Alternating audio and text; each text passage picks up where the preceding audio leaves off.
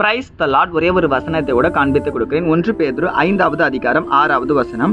ஏற்ற காலத்திலே தேவன் உங்களை உயர்த்தும்படிக்கு அவருடைய பலத்த கைக்குள் அடங்கிருங்கள். இன்னைக்கு ஆண்டவர் நம்மளை பார்த்து சொல்றாருங்க, மகனே மகளே, நான் உன்னை உயர்த்துற வரைக்கும் நீ என்ன பண்ணுப்பா, என்னுடைய கரத்துல நீ அடங்கி இருக்கிற ஒரு பிள்ளையாருன்னு சொல்லி இன்னைக்கு ஆண்டவர் நமக்கு ஒரு வாக்கு தராருங்க. ஏசப்பா நம்மள உயர்த்துறமா, நம்ம என்ன பண்ணோம், அவருடைய கரத்துல அடங்கி இருக்க பிள்ளையா இருக்கணும். அப்படின்னா என்ன விஷயம் தெரியுங்களா? நம்ம எதுவுமே பண்ண தேவையில்ல, ஏசப்பாவே நம்மள உயர்த்த போறாரு அப்படின்னு நினைச்சீங்கன்னா கிடையவே கிடையாதுங்க. நம்ம வாழ்க்கையை நம்ம முன்னேறணும், நம்ம எழுமணும் அப்படின்றதுக்காக நம்ம முயற்சி எடுக்கணும், நம்ம ஓடிக்கிட்டே இருக்கணும்னு சொல்லி இன்னைக்கு ஆண்டவர் நம்மளை பார்த்து சொல்றாருங்க. சகையனும் உங்களை எல்லாருக்குமே ஒருத்தர் தெரியும். அவர் பாத்தீங்கன்னா ஏசப்பா பார்க்கணும் அப்படின்றதுக்காக ஒரு மரத்துல ஏறாரு. அந்த மரத்துல ஏறி பாத்தீங்கன்னா கீழே விழுந்துட்டாரு. ஆனா கீழே விழுந்த சகையோ தான் ஏசப்பா என்ன பண்றாரு, நான் இன்னைக்கு உங்க வீட்டுல இருக்க போறப்பான்னு சொல்றாரு. ஏன் தெரியுங்களா? அவர் குள்ளமா இருந்தாரு, ஏசப்பா பார்க்க முடியாதுன்றதுக்காக தான் மரத்து மேல ஏறினாரு. அவர் பார்த்த அந்த முயற்சியை ஆண்டவர் பார்த்தாரு. இன்னைக்கு நீங்க பண்ற முயற்சியை ஆண்டவர் நிச்சயமா பார்ப்பாரு. உங்க வாழ்க்கையில கூட ஒரு அற்புதம் அதிசயம் நடக்கணும்னு நீங்க எதிர்பார்த்து காத்து கொண்டிருக்கீங்களா? நீங்க பிரயாசப்படுற எல்லா காரியமும் தேவன் உங்க வாழ்க்கையில நிச்சயமா செய்வாருங்க. நீங்க அது வரைக்கும்